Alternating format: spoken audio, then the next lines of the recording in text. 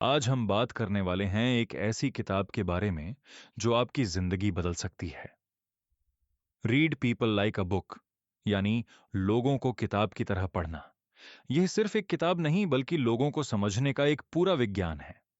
Patrick king ने इस किताब में ऐसे रहस्य खोले हैं जो आपको किसी भी इंसान के मन की बात जानने में मदद करेंगे।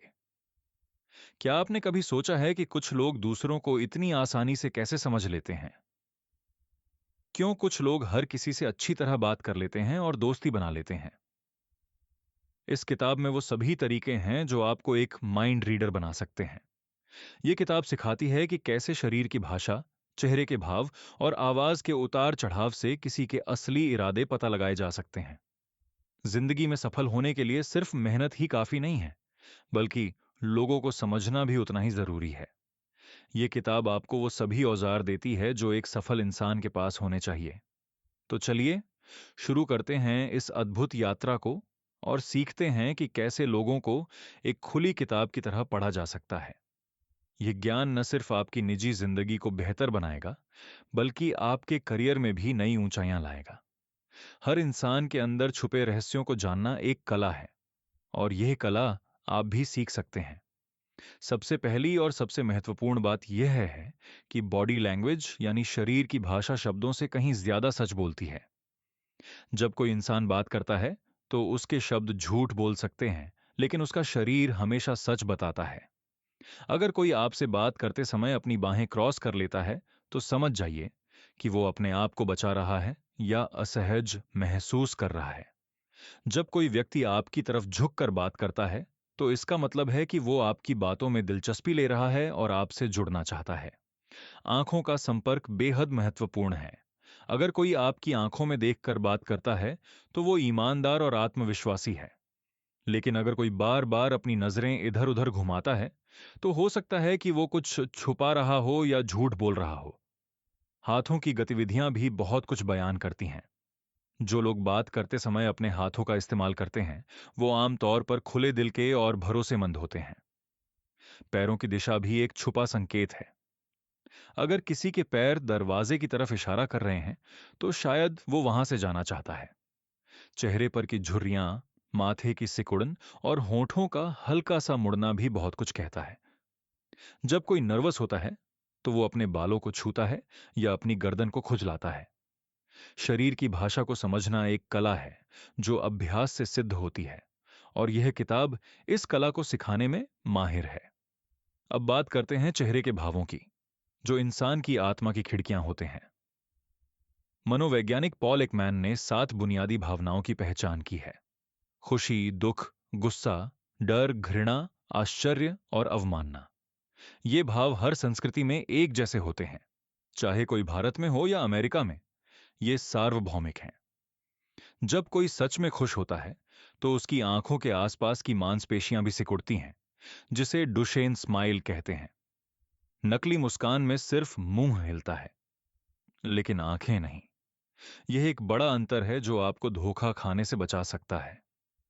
जब कोई झूठ बोलता है, तो उसके चेहरे पर माइक्रो एक्सप्रेशंस यानी सूक्ष्म भाव आते हैं, जो एक सेकंड के एक अंश में ही गुजर जाते हैं। इन सूक्ष्म भावों को पकड़ना मुश्किल है, लेकिन अगर आप ध्यान से देखें, तो आप झूठ को पकड़ सकते हैं। जब किसी को गुस्सा आता है, तो उसकी भौहें नीचे आ जाती हैं और होंठ सख्त हो जाते हैं। डर लगने पर आंखें बड़ी हो जाती हैं और मुंह थोड़ा खुल जाता है, जैसे कि शरीर खतरे के लिए तैयार हो रहा हो। घृणा के भाव में नाक का ऊपरी हिस्सा सिकुड़ता है, जैसे किसी बुरी गंध से बचना हो। आश्चर्य में भौहें ऊपर उठ जाती हैं और माथे पर लकीरें पड़ जाती हैं। अवमानना का भाव सबसे खतरनाक है।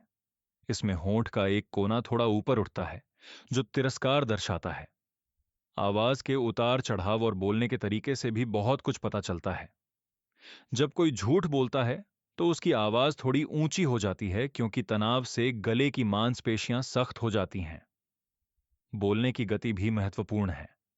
अगर कोई बहुत तेज बोल रहा है, तो हो सकता है कि वो नर्वस हो या जल्दी में हो। बहुत धीरे बोलना भी यह संकेत दे सकता है कि व्यक्ति बहुत सोच समझकर शब्द चुन रहा है, शायद झूठ गढ़ने के लिए। आवाज का टोन यानी सुर बताता है कि व्यक्ति कितना आत्मविश्वासी है। गहरी और स्थिर आवाज आत्मविश्वास दिखाती है। जब लोग बातचीत में बार बार रुकते हैं या आह जैसे शब्द बोलते हैं, तो यह दर्शाता है कि वो अनिश्चित हैं। किसी की आवाज में जोश और ऊर्जा उसके जुनून को दर्शाती है। अगर कोई किसी विषय पर बोलते समय उत्साहित हो जाता है, तो वो विषय उसके दिल के करीब है। आवाज की मात्रा भी संदेश देती है। बहुत धीमी आवाज असुरक्षा दिखाती है, जबकि बहुत तेज आवाज आक्रामकता या प्रभुत्व दिखाने की कोशिश हो सकती है। शब्दों के बीच के ठहराव भी मायने रखते हैं। रणनीतिक ठहराव प्रभाव बढ़ाते हैं, जबकि अनचाहे ठहराव घबराहट दिखाते हैं। आवाज में कंपन तनाव या भावनात्मक उथल पुथल का संकेत है। किसी की हंसी भी असली या नकली हो सकती है। असली हंसी स्वाभाविक और लयबद्ध होती है, जबकि नकली हंसी कृत्रिम और अचानक खत्म होती है। व्यक्तित्व के प्रकार को समझना भी बेहद जरूरी है, क्योंकि हर व्यक्ति अलग तरीके से सोचता और प्रतिक्रिया करता है। पैट्रिक किंग ने किताब में बताया है कि मुख्य रूप से 4 तरह के व्यक्तित्व होते हैं: विश्लेषक, चालक, अभिव्यक्तिकर्ता और मिलनसार। विश्लेषक वो लोग होते हैं जो हर चीज को गहराई से सोचते हैं, डेटा और तथ्यों पर विश्वास करते हैं और जल्दबाजी में फैसले नहीं लेते। चालक व्यक्तित्व वाले लोग परिणाम उन्मुख होते हैं, तेजी से काम करते हैं और नेतृत्व करना पसंद करते हैं। अभिव्यक्तिकर्ता वे होते हैं जो भावनाओं से चलते हैं, रचनात्मक होते हैं और लोगों के साथ जुड़ना पसंद करते हैं। मिलनसार व्यक्तित्व वाले लोग शांत, सहयोगी और टीम के खिलाड़ी होते हैं, जो हर किसी को साथ लेकर चलना चाहते हैं। अगर आप किसी विश्लेषक से बात कर रहे हैं, तो उन्हें तथ्य और आंकड़े दीजिए। भावनात्मक अपील काम नहीं करेगी। चालक व्यक्तित्व वाले लोगों से बात करते समय सीधे मुद्दे पर आइए। वो घुमा फिराकर बात करना पसंद नहीं करते। अभिव्यक्तिकर्ता लोगों के साथ उत्साह दिखाइए और उनकी रचनात्मकता की सराहना कीजिए। मिलनसार लोगों के साथ धैर्य रखिए और उन्हें सुनिए। उन्हें महसूस करने दीजिए कि उनकी राय मायने रखती है। हर व्यक्तित्व की अपनी ताकत और कमजोरियां होती हैं, और इन्हें समझकर आप किसी से भी प्रभावी तरीके से बात कर सकते हैं। अब बात करते हैं सुनने की कला की, जो लोगों को समझने का सबसे शक्तिशाली औजार है। ज्यादातर लोग सुनते नहीं हैं, बल्कि सिर्फ अपनी बारी का इंतजार करते हैं कि कब वो बोलें। असली सुनना यानी एक्टिव लिसनिंग का मतलब है पूरा ध्यान देना, बीच में न टोकना और समझने की कोशिश करना। जब कोई आपसे बात कर रहा हो, तो अपना फोन दूर रखिए और उनकी आंखों में देखिए। सिर हिलाकर और हां, समझ रहा हूं जैसे शब्दों से बताइए कि आप सुन रहे हैं। कभी कभी जो कहा गया है उसे अपने शब्दों में दोहराइए, ताकि व्यक्ति को लगे कि आप वाकई समझ रहे हैं। सवाल पूछिए जो दिखाएं कि आप रुचि ले रहे हैं। फिर क्या हुआ, या आपने कैसा महसूस किया, जैसे सवाल। बीच में अपनी राय या सलाह देने की जल्दी में मत रहिए, पहले पूरी बात सुनिए। कभी कभी लोग सलाह नहीं चाहते, बस किसी का कान चाहते हैं जो उनकी सुन ले। शांत रहने की शक्ति को मत भूलिए। कभी कभी चुप्पी ही सबसे अच्छी प्रतिक्रिया होती है। जब आप सच में सुनते हैं, तो लोग खुलकर बात करते हैं और आपको अपने करीब महसूस करते हैं। सुनने की यह कला आपके रिश्तों को मजबूत बनाएगी और लोग आपको समझदार और भरोसेमंद मानने लगेंगे। सहानुभूति यानी एम्पथी लोगों को समझने की कुंजी है, और यह किताब इस पर बहुत जोर देती है। सहानुभूति का मतलब है दूसरे व्यक्ति के जूते में खड़े होकर दुनिया को उनकी नजर से देखना। यह सिर्फ किसी के लिए बुरा महसूस करना नहीं है, बल्कि उनकी भावनाओं को वास्तव में समझना है। जब कोई आपको अपनी समस्या बताए, तो तुरंत समाधान देने की बजाय पहले उनकी भावनाओं को स्वीकार कीजिए। मुझे समझ आ रहा है कि यह तुम्हारे लिए कितना मुश्किल है, जैसे शब्द बहुत असर करते हैं। अपने निजी अनुभव साझा करना भी मदद करता है, लेकिन ध्यान रखिए कि बातचीत का केंद्र आप न बन जाएं। सहानुभूति दिखाने के लिए सिर्फ शब्द ही नहीं, बल्कि आपका शरीर भी संदेश देना चाहिए। आगे झुकना, आंख मिलाना और चिंतित चेहरा। कभी किसी की भावनाओं को कम मत आंकिए या न कहिए, इतनी छोटी बात के लिए परेशान मत हो। जो उनके लिए बड़ी समस्या है, वो बड़ी है। दूसरों की भावनाओं को मान्य करना यानी तुम्हारा ऐसा महसूस करना बिल्कुल स्वाभाविक है, कहना बहुत जरूरी है। सहानुभूति सीखी जा सकती है, जितना ज्यादा आप अलग अलग लोगों से मिलेंगे और उनकी कहानियां सुनेंगे, उतना ही आपकी सहानुभूति की क्षमता बढ़ेगी। लेकिन सहानुभूति और दया में फर्क समझिए। सहानुभूति बराबरी के स्तर पर है, जबकि दया में ऊपर से नीचे देखने का भाव होता है। सहानुभूति दिखाने वाले लोग बेहतर दोस्त, साथी और नेता बनते हैं। यह गुण आपको न सिर्फ लोगों को समझने में मदद करेगा, बल्कि आपको एक बेहतर इंसान भी बनाएगा। झूठ को पकड़ना एक ऐसा हुनर है जो आपको धोखे से बचा सकता है। हर दिन हम कई बार झूठ सुनते हैं, कुछ छोटे निर्दोष झूठ और कुछ बड़े खतरनाक झूठ। झूठ बोलते समय व्यक्ति को असहजता होती है, क्योंकि उसका दिमाग दो काम एक साथ कर रहा होता है: सच को छुपाना और झूठ को बुनना। झूठे लोग अक्सर बहुत ज्यादा डिटेल देते हैं, जैसे कि वो अपनी बात को विश्वसनीय बनाने की कोशिश कर रहे हों। वे सवालों का सीधा जवाब देने की बजाय घुमा फिराकर बात करते हैं या सवाल का जवाब सवाल से देते हैं। आंखों की गतिविधि भी संकेत देती है। ऊपर दाईं ओर देखना याद करने की बजाय कल्पना करने का संकेत हो सकता है। चेहरे को बार बार छूना, खासकर नाक, मुंह या कान को, नर्वसनेस का संकेत है। झूठे व्यक्ति अक्सर अपने शरीर और चेहरे के भावों में बेमेल होते हैं, जैसे हां कहते समय सिर हिलाना नामे। उनकी कहानी में छोटे मोटे विरोधाभास होंगे, अगर आप ध्यान से सुने और सवाल पूछें। झूठ बोलने वाले लोग अक्सर रक्षात्मक हो जाते हैं अगर उनसे सवाल पूछे जाएं। माइक्रो एक्सप्रेशंस, यानी वो सूक्ष्म भाव जो 1 सेकंड से भी कम समय के लिए चेहरे पर आते हैं, झूठ की सबसे पक्की निशानी है। लेकिन याद रखिए, इन संकेतों का मतलब यह नहीं कि व्यक्ति जरूर झूठ बोल रहा है। हो सकता है वो सिर्फ नर्वस हो या असहज महसूस कर रहा हो। पहली छाप यानी फर्स्ट इंप्रेशन बनाने में सिर्फ 7 सेकंड लगते हैं, और यह बहुत मायने रखता है। जब आप किसी से पहली बार मिलते हैं, तो उनका दिमाग तुरंत आपका मूल्यांकन करना शुरू कर देता है। आपकी पोशाक, मुद्रा, मुस्कान और हैंडशेक सब कुछ मायने रखता है। एक मजबूत और विश्वासपूर्ण हैंडशेक आत्मविश्वास दिखाता है, लेकिन बहुत कड़ा हैंडशेक आक्रामकता का संकेत हो सकता है। जब आप किसी से पहली बार मिलें, तो उनकी आंखों में देखिए और मुस्कुराइए। यह तुरंत एक सकारात्मक माहौल बनाता है। अपनी पोशाक का ध्यान रखिए। यह स्थिति के अनुसार उपयुक्त होनी चाहिए, न तो बहुत औपचारिक और न ही बहुत आकस्मिक। सीधे खड़े होइए या बैठिए। झुका हुआ बदन आत्मविश्वास की कमी दिखाता है। अपना परिचय देते समय स्पष्ट और आत्मविश्वास से बोलिए। बड़बड़ाना या बहुत धीरे बोलना अच्छा नहीं लगता। सामने वाले व्यक्ति का नाम याद रखिए और बातचीत में उसका इस्तेमाल कीजिए। लोगों को अपना नाम सुनना अच्छा लगता है। शुरुआती बातचीत में सकारात्मक और दिलचस्प बातें करिए। शिकायत या नकारात्मक बातों से बचिए। ध्यान रखिए कि आप सुनने वाले बने, न कि सिर्फ बात करने वाले। लोग उन्हें पसंद करते हैं जो उनकी सुनते हैं। एक अच्छी पहली छाप बनाने के बाद उसे बनाए रखना भी उतना ही जरूरी है।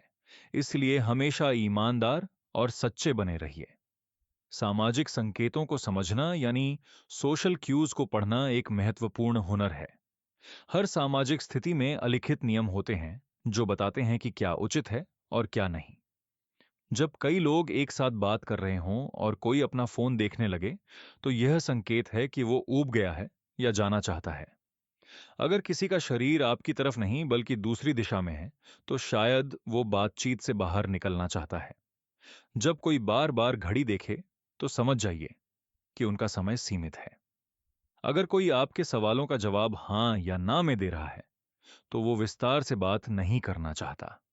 जब कोई समूह में गोल घेरा बनाकर खड़ा हो और थोड़ा खुलापन छोड़ दे, तो वो दूसरों को आमंत्रित कर रहा है।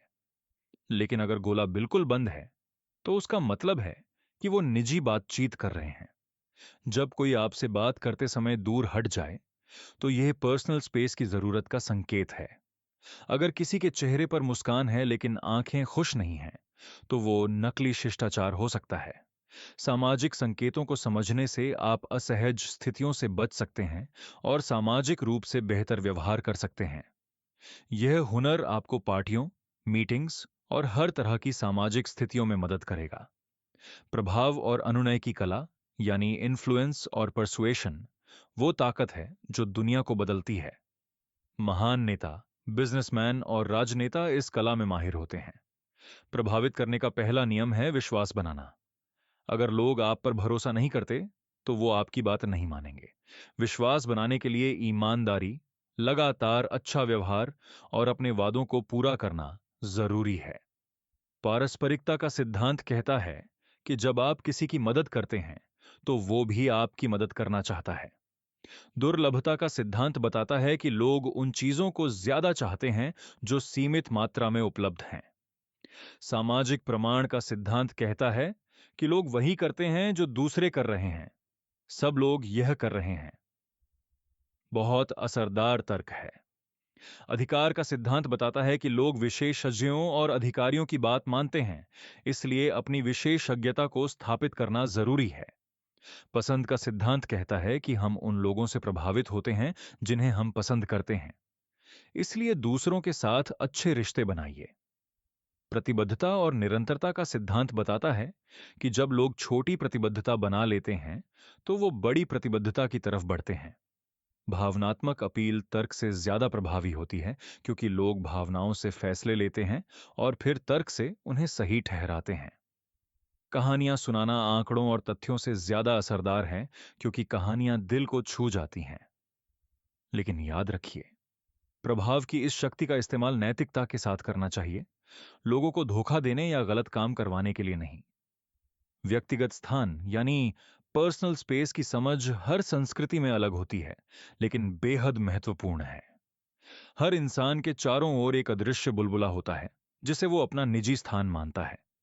यह स्थान चार प्रकार का होता है: अंतरंग स्थान, व्यक्तिगत स्थान, सामाजिक स्थान और सार्वजनिक स्थान। अंतरंग स्थान लगभग 1.5 फुट तक का होता है, और यह सिर्फ बहुत करीबी लोगों जैसे परिवार और प्रेमी के लिए होता है। व्यक्तिगत स्थान लगभग 3 फुट तक का होता है, और यह सिर्फ अपने करीबी लोगों जैसे दोस्त और सहकर्मी के लिए होता है। सामाजिक स्थान लगभग 5 फुट तक का होता है, और यह सिर्फ अपने समाज के लोगों के लिए होता है। सार्वजनिक स्थान लगभग 7 फुट तक का होता है, और यह सिर्फ अपने समाज के लोगों के लिए होता है। स्थान 1.5 से 4 फुट तक का होता है, और यह दोस्तों के लिए होता है। सामाजिक स्थान 4 से 12 फुट तक का होता है, और यह सहकर्मियों और परिचितों के लिए होता है। सार्वजनिक स्थान 12 फुट से ज्यादा का होता है, और यह अजनबियों या सार्वजनिक भाषण के लिए होता है। अगर कोई आपके व्यक्तिगत स्थान में घुस आए, तो आप असहज महसूस करते हैं। यह एक स्वाभाविक प्रतिक्रिया है। जब आप किसी के साथ रिश्ता बनाना चाहते हैं, तो धीरे धीरे उनके व्यक्तिगत स्थान के करीब जाइए, अचानक नहीं। अलग अलग संस्कृतियों में व्यक्तिगत स्थान की जरूरत अलग होती है। लैटिन अमेरिकी देशों में लोग करीब खड़े होते हैं, जबकि एशियाई देशों में लोग थोड़ा दूर रहना पसंद करते हैं। भीड़ भरी जगहों जैसे लिफ्ट या मेट्रो में लोग अपने व्यक्तिगत स्थान के उल्लंघन को सहन कर लेते हैं, लेकिन असहज होते हैं। व्यक्तिगत स्थान का सम्मान करना विनम्रता और सामाजिक जागरूकता का संकेत है। अगर आप किसी के बहुत करीब जाते हैं, तो वो पीछे हटेंगे, और यह संकेत है कि आपको भी दूरी बनानी चाहिए। संदर्भ और परिस्थिति यानी कॉन्टेक्स्ट को समझना बेहद जरूरी है, क्योंकि हर व्यवहार को उसके संदर्भ में देखना चाहिए। एक ही व्यवहार अलग अलग परिस्थितियों में अलग मतलब रखता है। अगर कोई ऑफिस में शांत और गंभीर है, तो यह व्यावसायिकता हो सकती है, लेकिन अगर वही व्यक्ति पार्टी में भी ऐसा है, तो शायद वो अंतर्मुखी है। किसी के व्यवहार को समझने से पहले उनकी पृष्ठभूमि, संस्कृति और वर्तमान परिस्थितियों को जानना जरूरी है। अगर कोई चिड़चिड़ा या गुस्सैल है, तो हो सकता है कि उनका दिन खराब गया हो या वो किसी दबाव में हो। संदर्भ को नजरअंदाज करके जल्दबाजी में निर्णय लेना गलतफहमी पैदा कर सकता है। किसी के बेसलाइन व्यवहार को जानना जरूरी है, यानी वो आमतौर पर कैसे व्यवहार करते हैं। जब उनका व्यवहार बेसलाइन से अलग हो, तभी आप कह सकते हैं कि कुछ बदला है। मौसम, समय और थकान भी व्यवहार को प्रभावित करते हैं। सुबह कोई ज्यादा ऊर्जावान हो सकता है और शाम को थका हुआ। सांस्कृतिक संदर्भ भी महत्वपूर्ण है। कुछ संस्कृतियों में सीधी आंख मिलाना सम्मान है, जबकि कुछ में यह असभ्यता हो सकती है। व्यक्ति की उम्र, लिंग और सामाजिक स्थिति भी उनके व्यवहार को प्रभावित करती है। पूरी तस्वीर देखे बिना किसी के बारे में राय बनाना अन्यायपूर्ण और गलत हो सकता है। हमेशा खुले दिमाग से लोगों को समझने की कोशिश करिए और जल्दबाजी में निष्कर्ष पर न पहुंचिए। अंतर्मुखी और बहिर्मुखी व्यक्तित्व को समझना आपके रिश्तों को बेहतर बना सकता है। बहिर्मुखी लोग सामाजिक मेलजोल से ऊर्जा पाते हैं। वो बातूनी होते हैं और भीड़ में रहना पसंद करते हैं। अंतर्मुखी लोग अकेले समय से ऊर्जा पाते हैं। वो शांत होते हैं और गहरी बातचीत पसंद करते हैं। यह समझना जरूरी है कि अंतर्मुखी होना शर्मीलापन नहीं है। ये दो अलग चीजें हैं। बहिर्मुखी लोग बड़ी पार्टियों का आनंद लेते हैं, जबकि अंतर्मुखी छोटे, करीबी समूहों को पसंद करते हैं। अगर आप किसी अंतर्मुखी के साथ हैं तो उन्हें बोलने के लिए समय दीजिए, दबाव न डालिए। बहिर्मुखी लोगों के साथ सक्रिय और उत्साही बने रहिए, क्योंकि वो ऊर्जा को खिलाते हैं। ज्यादातर लोग पूरी तरह अंतर्मुखी या बहिर्मुखी नहीं होते, बल्कि बीच में कहीं होते हैं, जिन्हें एम्बिवर्ट कहा जाता है। अंतर्मुखी लोग अक्सर बेहतर श्रोता होते हैं और गहराई से सोचते हैं। बहिर्मुखी लोग अक्सर अच्छे नेटवर्कर होते हैं और जल्दी दोस्त बना लेते हैं। दोनों व्यक्तित्वों की अपनी ताकत है और न कोई अच्छा है न बुरा। अगर आप अंतर्मुखी हैं तो बहिर्मुखी बनने की कोशिश मत करिए, और इसके उलट भी सही है। अपने असली स्वभाव को स्वीकार करिए। दूसरों के व्यक्तित्व का सम्मान करना और उसके अनुसार व्यवहार करना परिपक्वता की निशानी है। भावनात्मक बुद्धिमत्ता यानी इमोशनल इंटेलिजेंस आज के जमाने में बेहद जरूरी है। कई बार यह आईक्यू से भी ज्यादा महत्वपूर्ण है। भावनात्मक बुद्धिमत्ता का मतलब है अपनी और दूसरों की भावनाओं को समझना, पहचानना और प्रबंधित करना। इसके 5 मुख्य तत्व हैं: आत्म जागरूकता, आत्म नियमन, प्रेरणा, सहानुभूति और सामाजिक कौशल। आत्म जागरूकता का मतलब है अपनी भावनाओं को पहचानना और समझना कि वो आपके विचार और व्यवहार को कैसे प्रभावित करती हैं। आत्म नियमन का मतलब है अपनी भावनाओं को नियंत्रित करना, आवेग में आकर फैसले न लेना। प्रेरणा का मतलब है आंतरिक इच्छा से काम करना, पैसे या प्रसिद्धि के लिए नहीं, बल्कि संतुष्टि के लिए। सहानुभूति, जैसा हमने पहले बात की, दूसरों की भावनाओं को समझने की क्षमता है। सामाजिक कौशल का मतलब है रिश्ते बनाने, टीम में काम करने और संघर्ष को सुलझाने की क्षमता। भावनात्मक बुद्धिमत्ता वाले लोग बेहतर नेता, साथी और दोस्त बनते हैं। वो तनाव को बेहतर तरीके से संभालते हैं और मुश्किल परिस्थितियों में शांत रहते हैं। वो दूसरों को प्रेरित कर सकते हैं और सकारात्मक माहौल बना सकते हैं। भावनात्मक बुद्धिमत्ता को विकसित किया जा सकता है। यह कोई जन्मजात गुण नहीं है। अपनी भावनाओं की डायरी रखना, ध्यान करना और फीडबैक मांगना इसे बढ़ाने के तरीके हैं। जो लोग अपनी भावनाओं को समझते और नियंत्रित करते हैं, वो जिंदगी में ज्यादा सफल और खुश होते हैं। संघर्ष प्रबंधन यानी कॉन्फ्लिक्ट मैनेजमेंट एक ऐसा कौशल है जो हर रिश्ते में काम आता है। संघर्ष होना स्वाभाविक है, क्योंकि हर इंसान अलग है और उनकी राय और इच्छाएं अलग हैं। संघर्ष से बचना समाधान नहीं है, बल्कि उसे सकारात्मक तरीके से सुलझाना जरूरी है। संघर्ष के 5 मुख्य तरीके हैं: प्रतिस्पर्धा, समझौता, सहयोग, टालना और आवाज। प्रतिस्पर्धा का मतलब है अपनी बात मनवाना, चाहे कुछ भी हो। यह तरीका शक्ति पर आधारित है। समझौता का मतलब है बीच का रास्ता निकालना, दोनों पक्ष कुछ देते हैं और कुछ लेते हैं। सहयोग का मतलब है मिलकर ऐसा समाधान निकालना जो दोनों के लिए फायदेमंद हो। यह सबसे अच्छा तरीका है। टालना का मतलब है संघर्ष से बचना। यह तरीका कभी कभी काम करता है, लेकिन समस्या को हल नहीं करता। आवाज का मतलब है दूसरे की बात मान लेना, अपनी जरूरतों को नजरअंदाज करना। यह रिश्तों को बचाने के लिए किया जा सकता है। संघर्ष को सुलझाते समय शांत रहना बेहद जरूरी है। गुस्से में कही गई बातें रिश्तों को खराब कर सकती हैं। सक्रिय रूप से सुनिए कि दूसरा पक्ष क्या कह रहा है, उन्हें बोलने दीजिए। मैं वाक्य का इस्तेमाल करिए। तुमने गलत किया कि बजाय मुझे ऐसा लगा कहिए। समस्या पर ध्यान दीजिए, व्यक्ति पर नहीं। व्यक्तिगत हमले मत करिए। समाधान खोजिए, दोष मत ढूंढिए।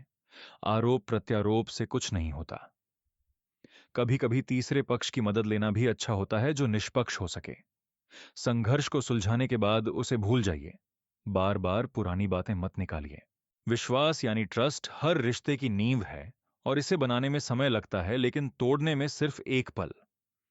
विश्वास तब बनता है जब कोई व्यक्ति लगातार ईमानदार, विश्वसनीय और सहायक होता है। अपने वादों को पूरा करना विश्वास बनाने का पहला कदम है। अगर आपने कहा है कि आप कुछ करेंगे, तो करिए। पारदर्शी और खुले रहिए। चीजें छुपाने से शक पैदा होता है और विश्वास टूटता है। जब गलती हो जाए तो उसे स्वीकार करिए और माफी मांगिए। यह कमजोरी नहीं, बल्कि ताकत का संकेत है।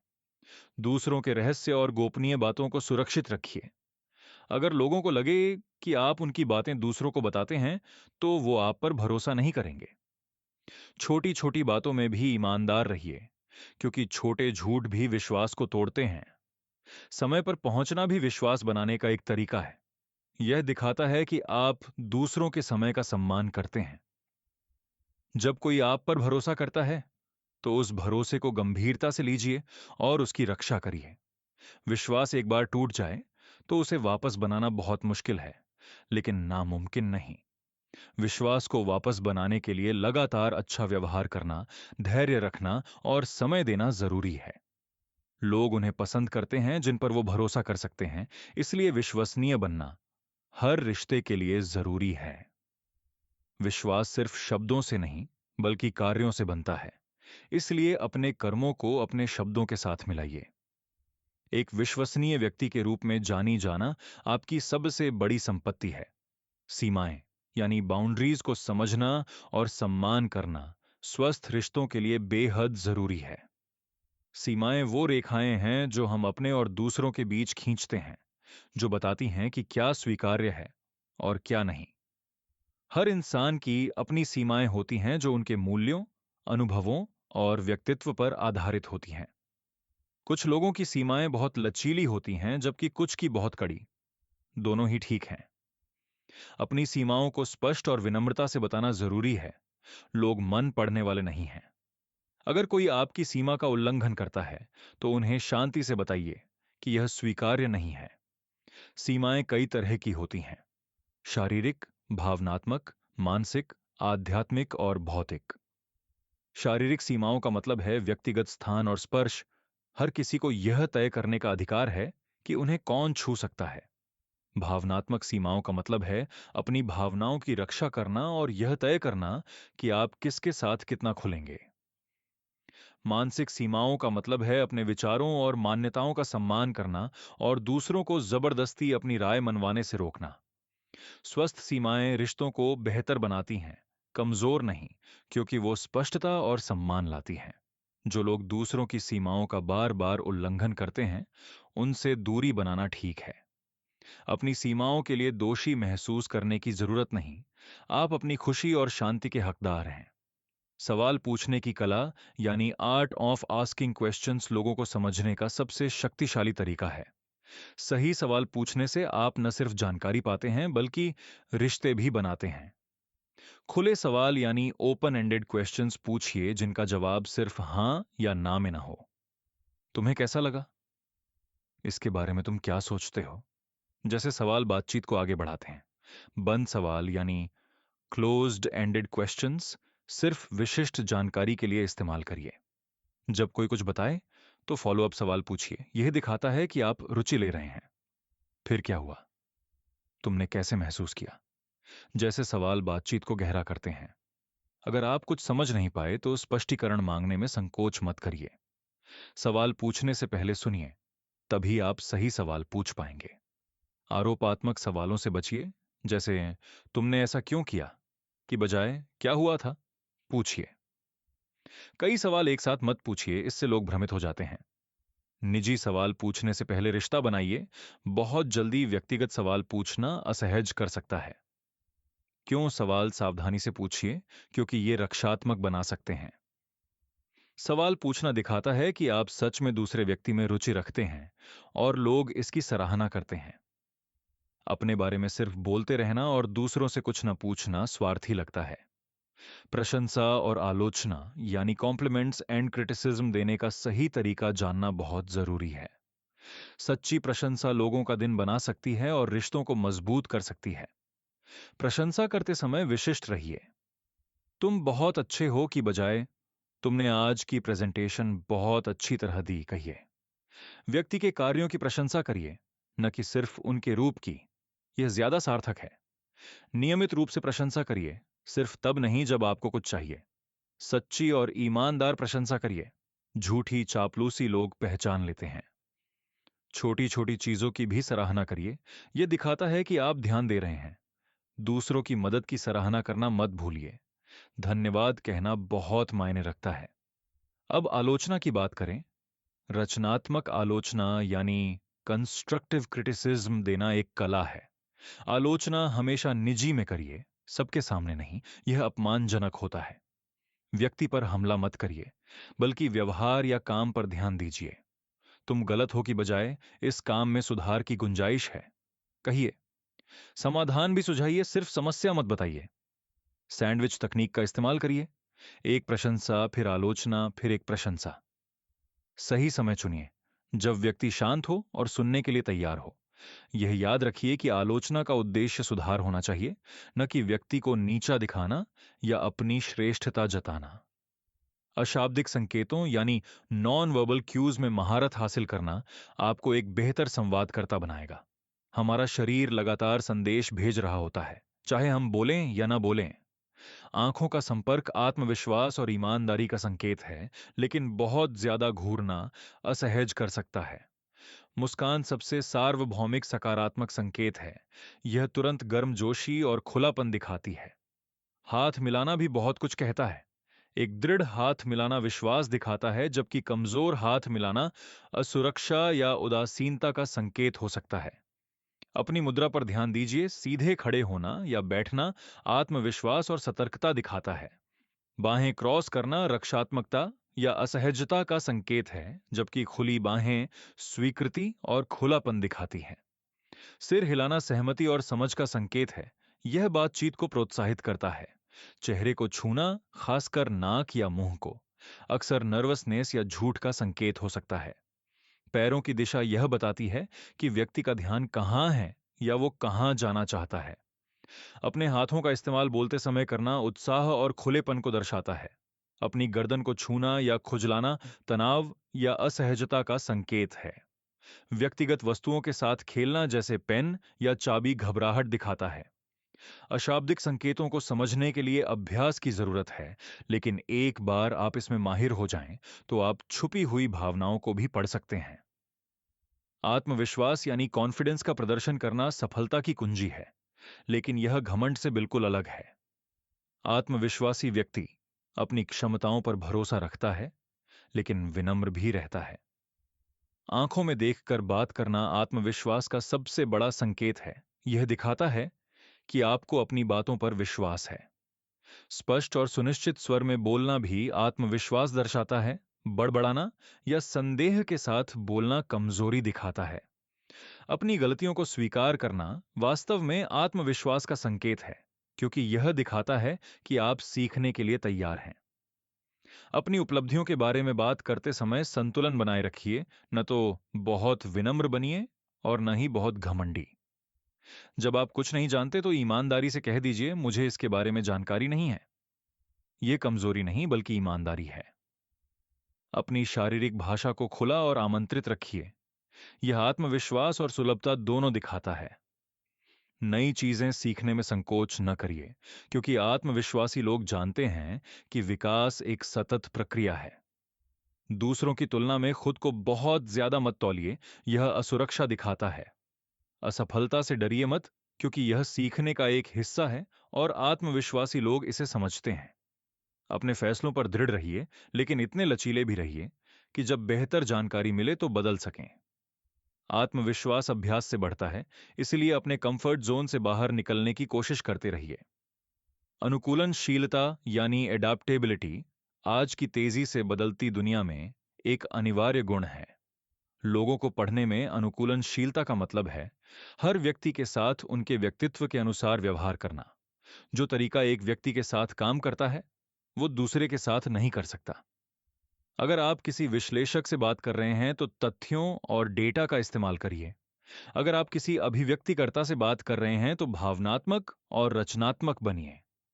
अपनी संचार शैली को स्थिति के अनुसार बदलना सीखिए, औपचारिक बैठक में अलग तरीके से बोलिए और अनौपचारिक मुलाकात में अलग। विभिन्न संस्कृतियों के लोगों के साथ काम करते समय उनके रीति रिवाजों और मूल्यों का सम्मान करिए। अगर कोई तरीका काम नहीं कर रहा तो उसे बदलने में संकोच न करिए। जिद्दी बने रहना मूर्खता है। नई परिस्थितियों में जल्दी सीखने और समायोजित होने की क्षमता विकसित करिए।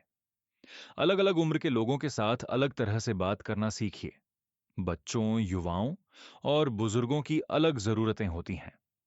तकनीक और संचार के नए तरीकों को अपनाइए, लेकिन पुराने तरीकों को भी मत भूलिए। जब चीजें योजना के अनुसार न चलें तो घबराइए मत, बल्कि नया रास्ता खोजिए। अनुकूलनशीलता लचीलेपन और रचनात्मकता का मिश्रण है, और यह आपको हर स्थिति में सफल बनाती है। जो लोग अनुकूलन नहीं कर पाते वो समय के साथ पीछे रह जाते हैं। धैर्य और समय यानी पेशेंस एंड टाइमिंग लोगों को समझने में बेहद महत्वपूर्ण भूमिका निभाते हैं। हर व्यक्ति अपनी गति से खुलता है और विश्वास बनाता है, इसे जबरदस्ती नहीं किया जा सकता। जल्दबाजी में रिश्ते बनाने की कोशिश करना अक्सर उल्टा परिणाम देती है।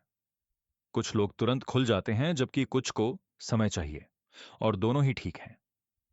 किसी से बहुत निजी सवाल पूछने से पहले रिश्ता बनाइए, वरना वो असहज हो सकते हैं। जब कोई कुछ साझा कर रहा हो तो उन्हें पूरा समय दीजिए, बीच में न काटिए और न ही जल्दी करिए। कभी कभी चुप रहना और सुनना ही सबसे अच्छी बात है। हर शून्य को भरने की जरूरत नहीं। सही समय पर सही बात कहना एक कला है। खुश खबर सुनाने का समय अलग है और बुरी खबर देने का अलग। जब कोई परेशान हो तो उन्हें सलाह देने से पहले देखिए कि वो सलाह चाहते हैं या सिर्फ सुनने वाला। गुस्से में या तनाव में महत्वपूर्ण बातचीत न करिए। इंतजार करिए जब दोनों पक्ष शांत हों। धैर्य दिखाना यह संदेश देता है कि आप दूसरे व्यक्ति को महत्व देते हैं और उनका सम्मान करते हैं। जल्दबाजी में निर्णय लेना या राय बनाना गलतियों को जन्म देता है। कभी कभी समस्याओं को सुलझाने में समय लगता है और यह ठीक है। धैर्य और समय के साथ सबसे गहरे और सार्थक रिश्ते बनते हैं। आत्म सुधार यानी सेल्फ इंप्रूवमेंट एक सतत यात्रा है जो कभी खत्म नहीं होती। लोगों को बेहतर समझने के लिए पहले खुद को समझना जरूरी है। अपने पूर्वाग्रहों को पहचानिए। हम सभी के पास अनजाने में कुछ पूर्वाग्रह होते हैं जो हमारे निर्णय को प्रभावित करते हैं। अपनी कमजोरियों को स्वीकार करिए और उन पर काम करिए। यह साहस का काम है। फीडबैक मांगिए और खुले दिमाग से सुनिए, भले ही वो सुनने में कठिन हो। किताबें पढ़िए, कोर्स करिए और हमेशा सीखते रहिए। ज्ञान कभी व्यर्थ नहीं जाता। अलग अलग लोगों से मिलिए और उनके अनुभवों से सीखिए। यह आपका दृष्टिकोण बढ़ाएगा। अपने व्यवहार और प्रतिक्रियाओं पर विचार करने के लिए समय निकालिए। ध्यान या मनन करना आत्म जागरूकता बढ़ाने का बेहतरीन तरीका है। अपनी सफलताओं और असफलताओं दोनों से सीखिए। दोनों ही मूल्यवान शिक्षक हैं। अपने आरामदायक क्षेत्र से बाहर निकलिए और नई चीजें आजमाइए। यहीं से विकास होता है। एक मेंटर या कोच ढूंढिए जो आपको मार्गदर्शन दे सके।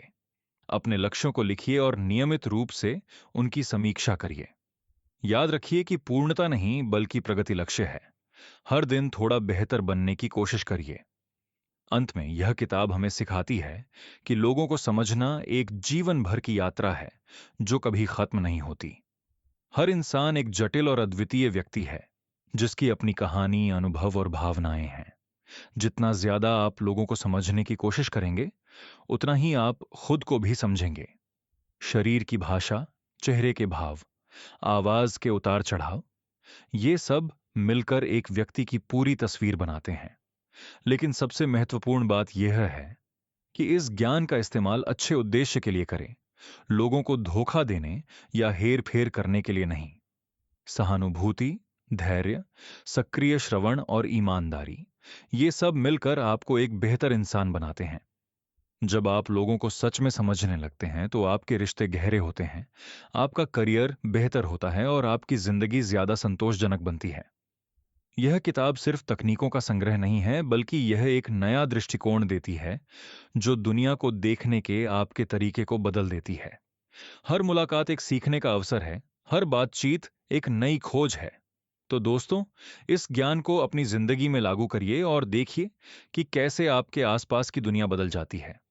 याद रखिए, लोगों को समझना सिर्फ एक कौशल नहीं है, यह एक कला है, एक विज्ञान है, और सबसे बढ़कर यह मानवता को समझने की एक यात्रा है जो आपको एक बेहतर, अधिक संवेदनशील और सफल इंसान बनाती है।